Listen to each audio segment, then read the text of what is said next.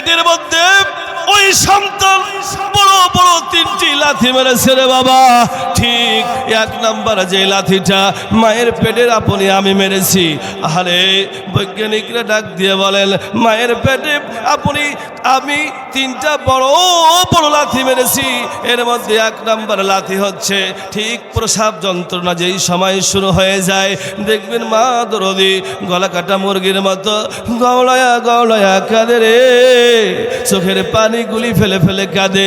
নানি কিংবা দাদিকে ডাক দিয়ে বলেছিলেন, নানি গো, ওগো দাদি, এইরকম কষ্ট সহ্য করতে পারি না, এই কেমন কষ্ট, ও দাদি 1 ফোঁটা বিষ এনে দাও, বিষ খেয়ে দুনিয়ার থেকে বিদায় নিয়ে চলে যাব, কিন্তু এই সন্তান জন্ম দেওয়ার কষ্ট আমি মা সহ্য করতে পারবো না।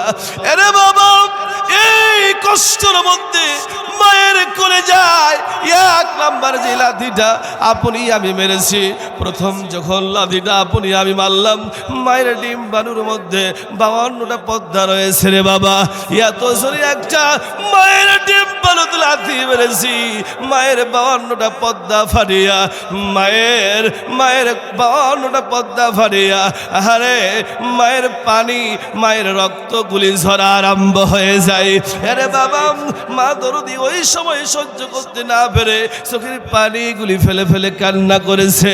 আরে বাবা, ডাক্তাররা বলেন 2 নাম্বার যে লাথিটা আপনি আমি মায়ের কলিজায় মেরেছি, মায়ের কলিজায় 2 নাম্বার যে লাথিটা আপনি আমি মেরেছি, সেই লাথিটা হচ্ছে মায়ের জরায়ুর মধ্যে। মায়ের জরায়ুর মধ্যে 60টি পর্দা রয়েছে। এই 60টি পর্দা এত জোরে একটা আপনি আমি লাথি মেরেছি, মায়ের জরায়ুর পর্দা ফেটে যাওয়ার সঙ্গে সঙ্গে মা দরদির রক্তগুলি বালতির বালতি জমিনে পড়া আরম্ভ হয়ে যায়। ডাক্তাররা বলে 1 কেজি 2 কেজি নয়, প্রায় 2.5 কেজি রক্ত আপনি আমি দুনিয়ায় আসবো যখন। দ্বিতীয় লাথি যেই সময় মেরেছিলাম, মায়ের জরায়ু ফেটে প্রায় 2.5 কেজি রক্ত জমিনে পড়ে গিয়েছে। এইরকম কষ্ট মা দরদি করেছে রে বাবা। ডাক্তাররা বলেন 3 নাম্বার যে লাথিটা আপনি আমি মায়ের কলিজায় মেরেছি, রে বাবা, মায়ের কলিজাকে এইরকম পা দিয়ে একজন সন্তান ওপর দিকে ছেড়ে রাখে। আরে বাবা, শেষ যে লাথিটা আপনি আমি মায়ের কলিজায় মেরে দুনিয়ায় এসেছি রে বাবা।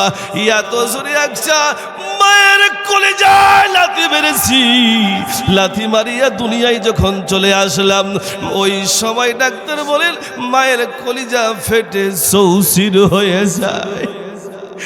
এই লাথিটা সহ্য করতে না পারিয়া রে মা অজ্ঞান হয়ে যায়, বেহুশ হয়ে যায়, কথা বলতে পারে না। সন্তান দুনিয়াতে চলে আসে, নানি কিংবা দাদি এরা সুন্দরভাবে সন্তানটিকে পরিষ্কার পরিচ্ছন্ন করে দেয়। পরিষ্কার করবার পরে রে বাবা, পরিষ্কার পরিচ্ছন্ন করে দেওয়ার পরে ওই সন্তানটির নাড়ি কাটা হয়ে যায়। ওনাদেরকে বলতে চাই, বলুন তো দেখি, মায়ের কলিজায় লাথি মেরে দিয়েছে, মায়ের কলিজা ফেটে চৌচির হয়ে গিয়েছে।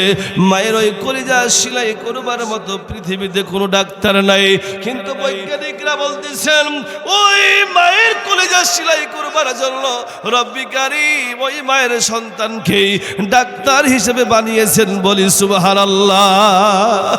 আরে যদি বলেন হুজুর কেমনে মায়ের কলিজা সেলাই হয়ে যায়, বৈজ্ঞানিকরা বলতেছেন সন্তান যখন একটিবার উম্মা বলে ডাকে, উম্মা বলে ডাকতে দেরি রে মায়ের কান দিয়া এই আওয়াজটা ভিতরে প্রবেশ করিয়া মায়ের কলিজা সেলাই হতে দেরি হয় না।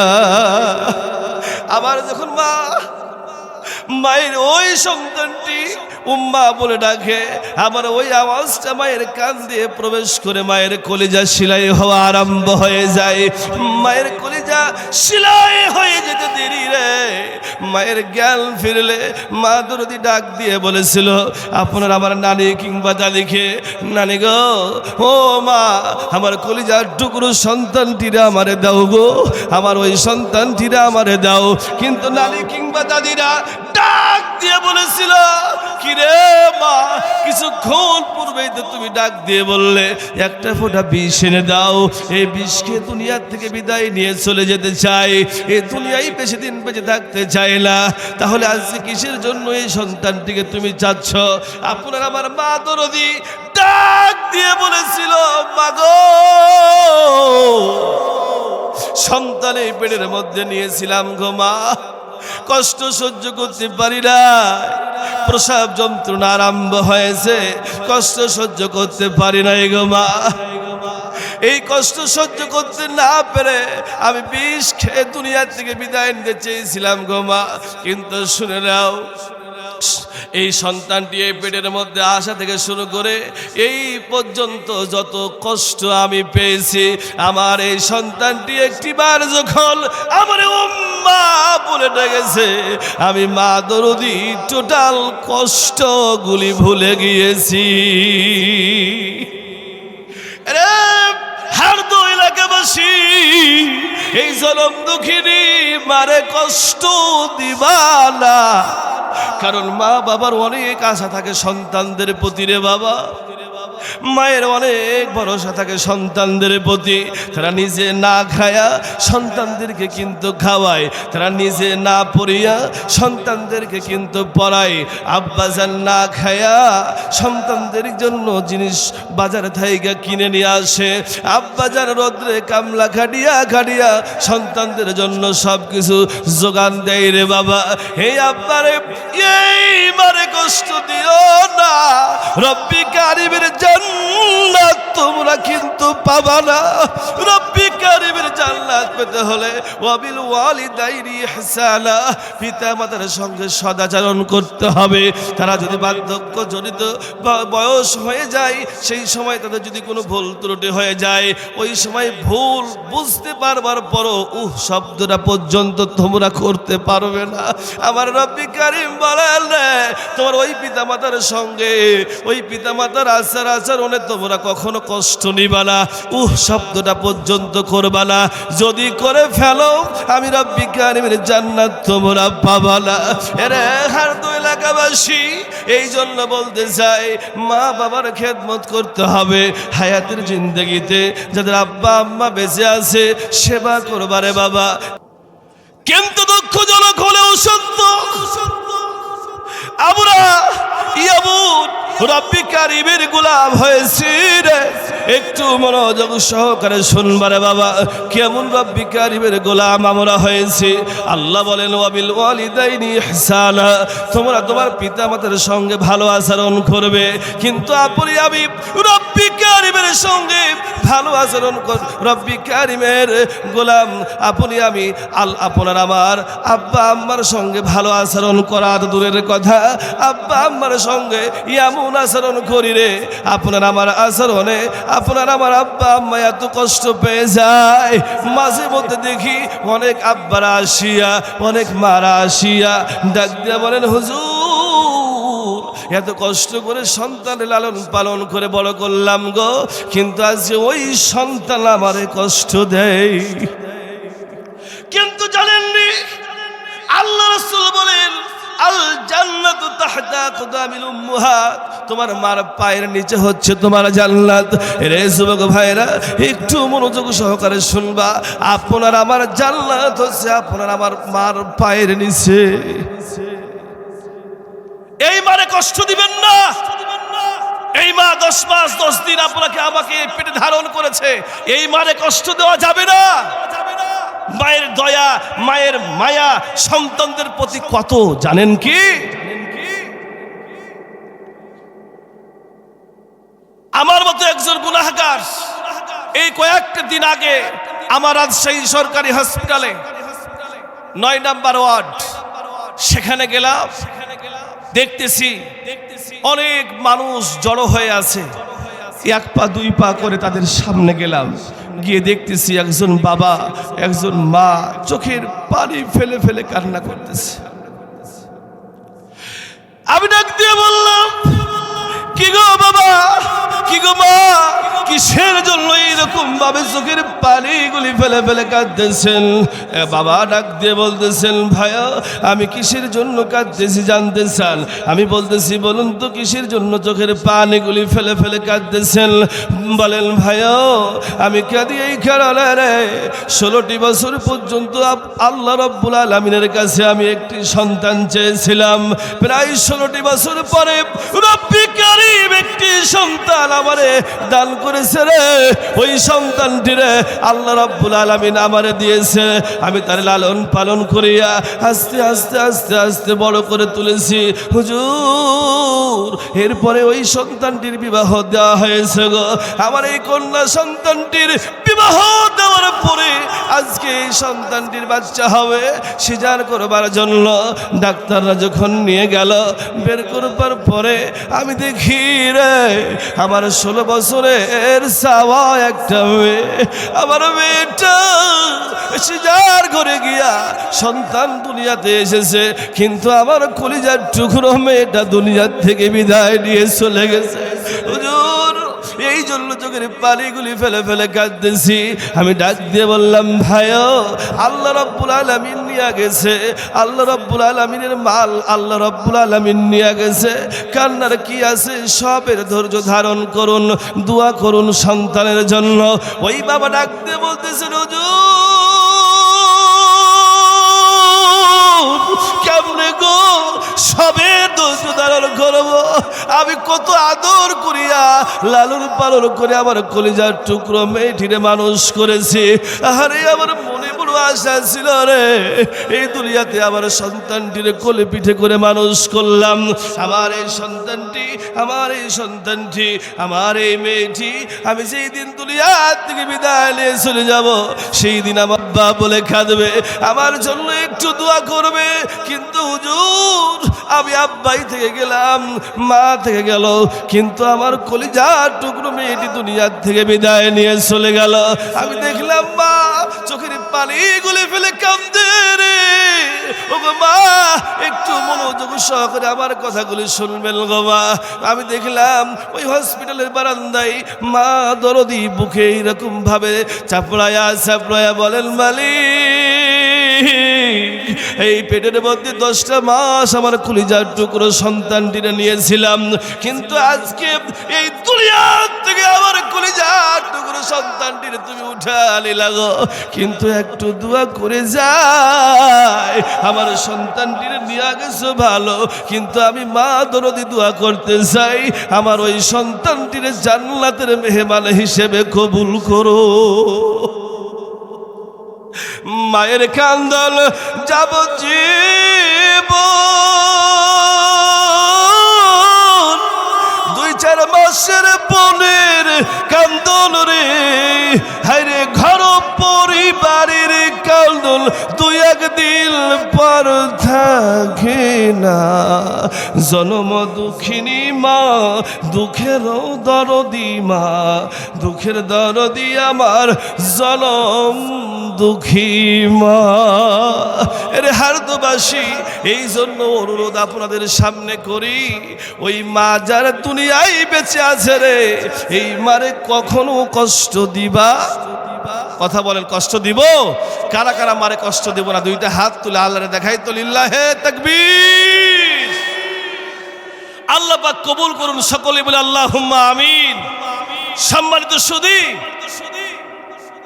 শুধু কি তা মা দরদি এই পেটের মধ্যে আপনাকে আমাকে 10টি মাস নিয়ে থেকেছে। বৈজ্ঞানিকরা বলেন একজন মায়ের পেটে যখন বাচ্চা আসে, ওই বাচ্চা যেই থলেটাতে থাকে সেই থলেটা লম্বা হচ্ছে 10 ইঞ্চি। বলুন তো কত ইঞ্চি? 10 ইঞ্চি লম্বা থলে। এই 10 ইঞ্চি লম্বা থলে, এই থলেতে সন্তানটি যখন আসে, ওই সন্তানটির বয়স মায়ের পেটের মধ্যে যখন 7 মাস হয়, ওই সন্তানটি ঠিক অটোমেটিক 10 ইঞ্চি লম্বা হয়ে যায়। সুবহানাল্লাহ বলবেন না? তাহলে মায়ের পেটের মধ্যে যে জায়গায় সন্তান থাকে, যেই থলে সন্তান থাকে, সেই থলেটা হচ্ছে 10 ইঞ্চি লম্বা।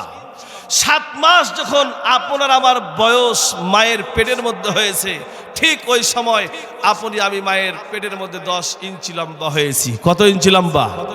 তাহলে থলেও 10 ইঞ্চি এবং আপনি আমি 7 মাসে হয়ে গিয়েছি 10 ইঞ্চি। ওই থলেতে কি আর কোনো জায়গা আছে? কথা বলেন, আছে? কিন্তু বৈজ্ঞানিকরা বলতেছেন এই 7 মাস পর থেকে নিয়ে শুরু করে সন্তান যখন আরো বাড়ে, একজন সন্তান দুনিয়াতে আসে প্রায় 16 থেকে 17 ইঞ্চি লম্বা হয়। তাহলে 10 ইঞ্চি থলে 7 মাসে একজন সন্তান হয়ে যায় 10 ইঞ্চি। তাহলে আরো যে 6-7 ইঞ্চি সন্তান বড় হয়, ওই 6-7 ইঞ্চি সন্তানটি কোথায় গিয়ে থাকে? অতিরিক্ত যে 6 ইঞ্চি, ওই 6 ইঞ্চিটা সন্তান থাকে কোন জায়গায়? বৈজ্ঞানিকরা থার্মোমিটার ভিড়িয়ে পরীক্ষা করে দেখতেছে ঠিক 7 মাস পর থেকে নিয়ে সন্তান যখন 1 ইঞ্চি আরো বেড়ে 11 ইঞ্চি হয়, অটোমেটিক সন্তানের পা রব্বি কারিম ঘুরায়া মায়ের কলিজা বরাবর সেট করে দেয়। সুবহানাল্লাহ বলবেন না? মায়ের কলিজা বরাবর সন্তানের পা। সন্তান যখন 11 ইঞ্চি হয়, মায়ের কলিজা 1 ইঞ্চি ওপর দিকে চাড়ে। সন্তান যখন 12 ইঞ্চি হয়, মায়ের কলিজা 2 ইঞ্চি ওপর দিকে চাড়ে। সন্তান যখন 7 ইঞ্চি আরো বেশি বেড়ে যায়, তখন মায়ের কলিজা সন্তান লাথি দিয়ে 7 ইঞ্চি চেড়ে রেখে দেয়। বৈজ্ঞানিকরা বলতেছেন এই সন্তানটি মায়ের পেটের মধ্যে থাকাকালীন সময়ে 1 বার 2 বার লাথি মারেন নাই, 4500 বার লাথি মেরেছে মায়ের কলিজা। মায়ের কলিজায় 4500 বার আপনি আমি লাথি মেরেছি। বৈজ্ঞানিকরা ডাক্তারকে বলতেছেন, ডাক্তার সাহেব এতবার মায়ের কলিজায় সন্তান লাথি মেরেছে, মায়ের কি কোনো ব্যথা লাগে নাই? ডাক্তার বলেন এইরকম লাথি শুধু একটি বার যদি কোনো বাবার কলিজায় কোনো সন্তান মারত, বাবা ওই জায়গায় অজ্ঞান হয়ে যেত। তাহলে মা কেন হয় নাই? ডাক্তার ডাক দিয়ে বলতেছেন, শুনুন, মায়ের কলিজায় সন্তান 4500 বার লাথি মেরেছে, এতে মায়ের কষ্ট হয়েছে ঠিক আছে, কিন্তু সন্তান যত বেশি মায়ের কলিজায় লাথি মেরেছে, মায়ের মায়া সন্তানদের প্রতি তত বেশি বৃদ্ধি পেয়ে গিয়েছে। সুবহানাল্লাহ বলো। এই মারে কষ্ট দেওয়া কি যাবে? কথা বলেন, যাবে? ডাক্তাররা বলেন এই 4500 লাথির মধ্যে সবচাইতে বড় বড় 3টি লাথি আপনি আমি আপনার আমার মায়ের কলিজায় মেরেছি। এই 3টি কথা বলেই আমি আজকে আলোচনা শেষ করব ইনশাআল্লাহ। 3টি বড় বড় লাথি মায়ের কলিজায় আপনি আমি মেরেছি। জানি না কার জনম দুঃখিনী মা দুনিয়া থেকে বিদায় নিয়ে চলে গেছে, বলতে পারি না রে কার মা দুনিয়ায় বেঁচে নাই, কার জানি আব্বা দুনিয়ায় বেঁচে নাই। আল্লাহ রব্বুল আলামিনের কাছে প্রাণ ভরে আজকে দোয়া করব রে, যাতে করে হারদো এলাকাবাসী যাদের আব্বা আম্মা বিদায় নিয়েছে তাদের জন্য খাস করে দোয়া করব, আল্লাহ যেন তাদের কবরখানাকে জান্নাতের বাগিচা বানিয়ে দেয়। আরে বাবা চলি না রে, এই জায়গায় কে আছো রে মাহারা আব্বা হারা সন্তান কে আছো জানি না, জানি রে একটি কথা আমার কিন্তু এই মুহূর্তেই মনে পড়ে গেল। বাবারে একজন মাদ্রাসার ছাত্রর কথা আমার মনে পড়ে গেল। প্রায় 1 থেকে 1.5 মাস পূর্বে আমি যখন গাইবান্ধা সাদুল্লাপুর থানায় মাহফিলে গেলাম, হেফজখানার মাহফিল, প্রায় 6 জন ছাত্র পাগড়ি নেবেন। এই 6 জন ছাত্র পাগড়ি নেবেন। এই পাগড়ি নেওয়ার জন্য যেহেতু আমি প্রধান মেহমান পাগড়ি প্রদান করাবো, 5 জন ছাত্র আসলেন, কিন্তু আর একজন ছাত্র আসেন নাই। শিক্ষক ডাক দিয়ে বলেন, রে ছাত্ররা তোমরা 6 জন পাগড়ি নিবা, তাহলে এই মুহূর্তে দেখতেছি 5 জন এসেছো, আর একজন কোথায়? ডাক দিয়ে বলেন, হুজুর আমি দেখি রে ওই ছাত্রটি মাদ্রাসার একটা কোণে বসে বসে কাঁদতেছে। আমরা ডাকলাম চলো রে বন্ধু পাগড়ি নিবা, কিন্তু সে আসতেছে না। শিক্ষক বলে কি হয়েছে? এক পা দুই পা করে শিক্ষক মাদ্রাসায় গেলেন, ছাত্রটিকে টান দিয়া স্টেজে নিয়ে আসা হলো। ডাক দিয়া বলা হলো, বাবারে কিসের জন্য কাঁদো তুমি? কিসের জন্য পাগড়ি নিতে আসতে চাইতেছিলে না? ছাত্রটি ডাক দিয়া বলেন, হুজুর জানেননি গো, হুজুর জানেননি, প্রায় আজ থেকে 2 বছর পূর্বে এই মাদ্রাসায় আমার মা দরদি এইরকম মাহফিলে আসিয়া আমি আমি আমি আমার মায়ের কলিজার টুকরো সন্তান রে ডাক দিয়ে আমার মা বলেছিল, বাবা রে তুমি যেই দিন পাগড়ি নিবা আমি মা দরদি তোমারে 2টা নয়ন ভরে ভরে দেখবো দেখবো। হুজুর কিন্তু আজকে মায়ের দোয়া কবুল, আমি হাফেজ হয়ে গেছি গো হুজুর, কিন্তু 2 বছর হয়ে গেল আমার জনম দুঃখিনী মা দুনিয়ার থেকে বিদায় নিয়ে চলে গিয়েছে। হুজুর কে গো দেখবে আমারে 2টা নয়ন ভরে? হুজুর আমার ওই 5 জন বন্ধু মাদেরকে দেখলাম, ওই ঘরের মধ্যে আমার ওই 5 জন বন্ধুর মাদেরকে দেখলাম, তাদের মারা সন্তানদেরকে এইরকম ভাবে বুকে ঝাপটা দিয়ে ধরিয়া কপালে একটা চুমু খেয়ে ডাক দিয়ে বলতেছে, বাবারে আমার জীবনটা ধন্য হয়ে গেল, তুমি হাফেজ হয়ে গিয়েছো, আমার জীবনটা ধন্য হয়ে গেল। কিন্তু হুজুর ওই সবাই আমার মা দরদির কথা মনে পড়ে গেছে গো। আমার মা যদি থাকতো রে, আমার মাও কিন্তু আমার এইরকম ভাবে আদর করে বলতো, বাবা রে আমার জীবনটা ধন্য হয়ে গেছে। হুজুর ওই জন্যই আমি কান্না করতেছিলাম, আর এই জায়গায় পাগড়ি নিতে আসতে পারি নাই। আমি ওই বাচ্চাটিরে লইয়া বুকের মধ্যে চাপা দিয়ে ডাক দিয়ে বলেছিলাম, ভাই মায়ের জন্য কাঁদা রে, কিন্তু মায়ের জন্য কাঁদা রে, কিন্তু মা দুনিয়ায় নাই, মইরা গেছে আল্লাহ যারো মাও মাফ করিয়া দেন না গো আল্লাহ কবরের আযাব। আকাশেতে চন্দ্র সূর্য ও দয়াল উঠে বারে বার, আব্বা আম্মা মইরা গেলে ফিরিবে না আর, আব্বা আম্মা মইরা না আর, আব্বা আম্মা মইরা গেছে জনমের লাগিয়া, আমাদেরকে রাইখার গেল কাল দিবার লাগিয়া, আমাদেরকে রাইখার গেল কাল দিবার লাগিয়া। ওই আব্বা আম্মা আপনারা ফিরলানা ওয়া তারহামনা লানাকুনান্না মিনাল খাসিরিন। রব্বুল আলামিন কতিপয় গুনাহগার বান্দা মোরা গুনাহের বোঝা মাথায় নিয়া মাওলা রে ওগো রব্বিকারি গভীর রজনী প্রায় রাত্রি 1টা বাজতে গিয়েছে রে আল্লাহ।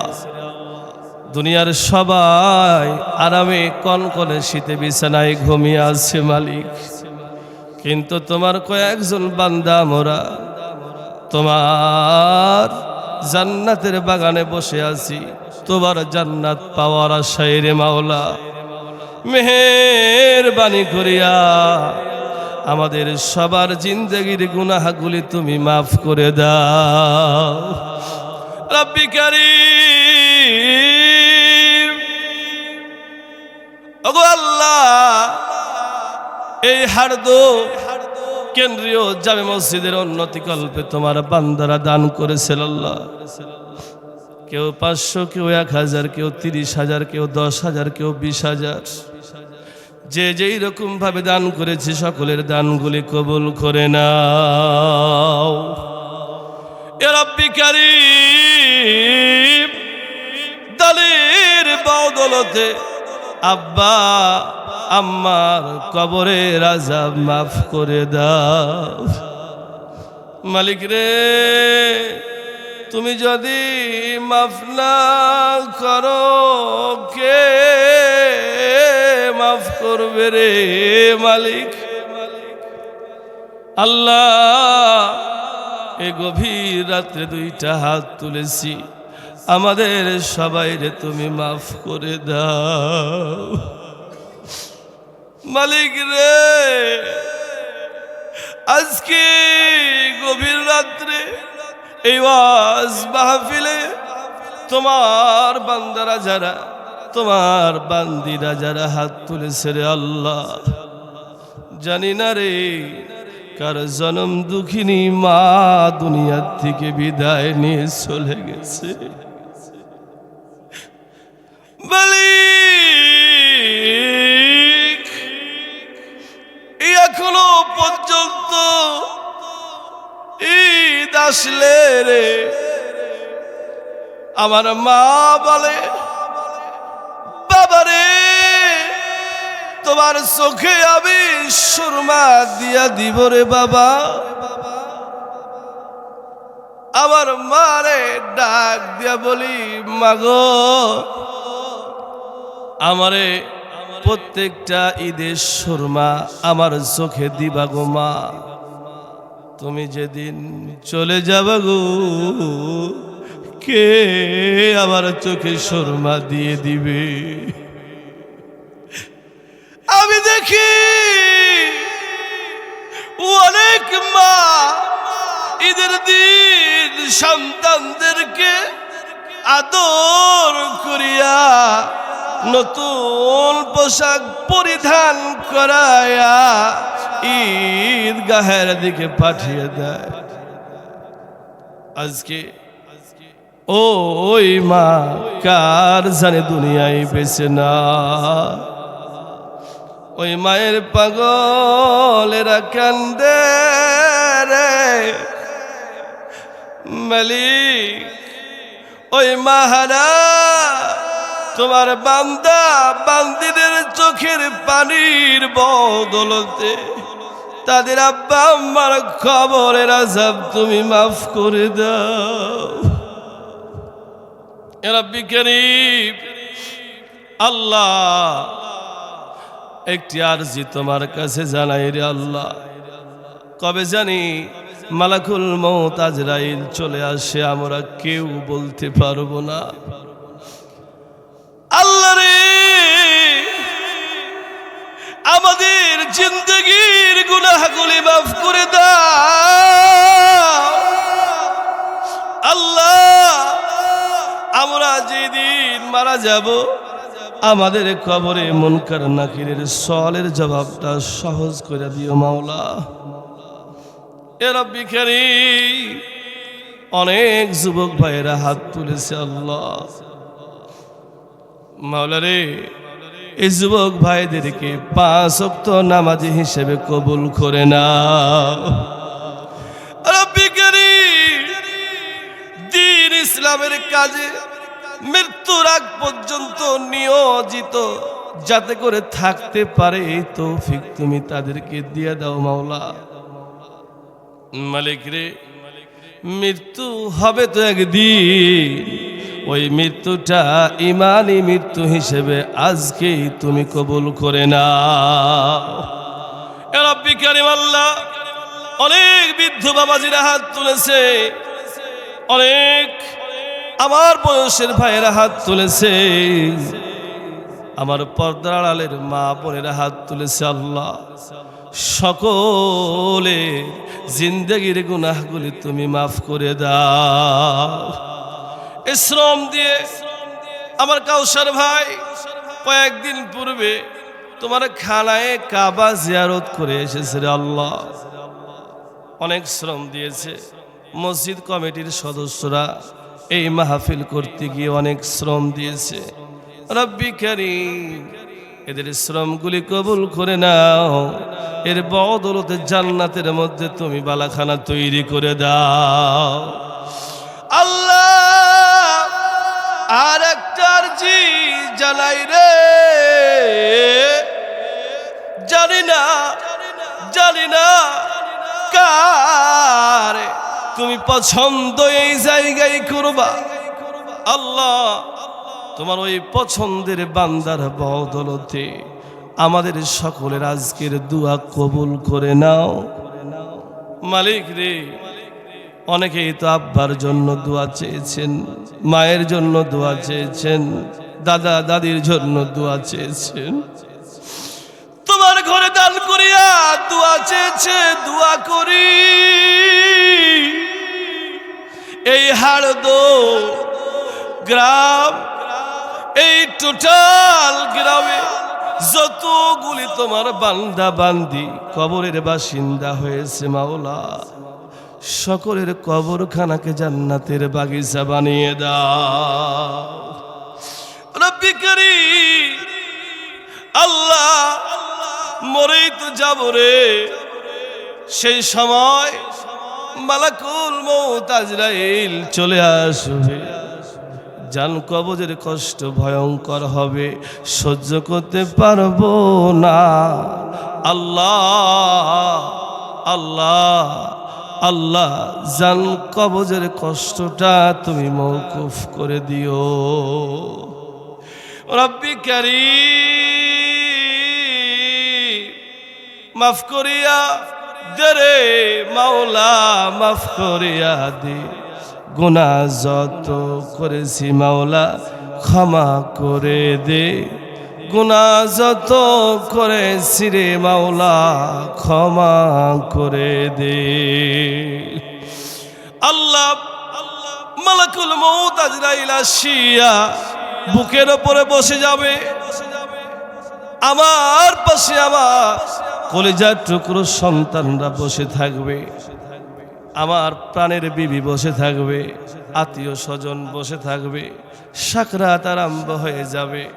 পিপাসা আজরাইল দেখিয়া কলিজা শুকিয়ে যাবে রে মালিক, কথা বলতে পারবো না। ওই সময় ছেলের দিকে তাকায়া, মেয়ের দিকে তাকায়া, বিবির দিকে তাকায়া, আত্মীয় স্বজনদের দিকে তাকায়া ইশারায় ইশারায় বলবো পানি দাও, পানি দাও বলে চিৎকার মারবো রে মালিক, কিন্তু কেউ আমার কথা বুঝতে পারবে না। রব্বি কারীম সেই দিন পানি দাও, পানি দাও এই কথাটি আমাদের জবান থেকে বের না করিয়া তোমার মধুর বাণী কালেমা জারি করাইও। কালেমাই তুইবা লা ইলাহা ইল্লাল্লাহু মুহাম্মাদুর রাসূলুল্লাহ।